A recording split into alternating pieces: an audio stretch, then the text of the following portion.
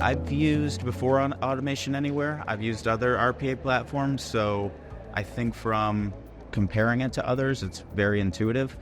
I've seen a handful of new developers pick it up, within a couple of days, being able to understand the UI and then creating their first couple of automations within a few weeks, and now running with very complex things within the first year. So I think it's very intuitive to use. I would assess the learning curve as one of the easier platforms to learn. Automation Anywhere has had a big impact on the business. I can speak mostly from an HR perspective. All of our automations that are currently running in production save about $2 million roughly annually, both from a cost savings and cost avoidance perspective. So certain things that have a dollar amount associated to a transaction that we can automate, but as well as injecting that time back into our employees' days. So freeing up that capacity allows them to go use their human decision-making skills on more advanced and complex projects, and allowing automations to do that manual, repetitive, mundane work. In terms of being able to deliver work for HR at our company, Automation Anywhere has been a huge help, and no issues in terms of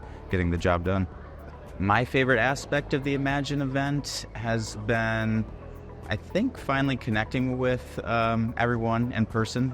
I work remotely, so it's nice to see people in person, get to sit in a room and do the bot games again, see some cool new features, and everything around generative AI. I think the stability of Automation Anywhere is fantastic. I mean, the platform itself is very reliable. I think automation in general sometimes can be finicky, and it will break, and that's kind of business as usual. But in terms of the platform, reliability and uptime, and even if there's patches or anything, being on the cloud offers a lot faster. Fixes and new features are constantly available to us. So yeah, no complaints there. It's been a great journey.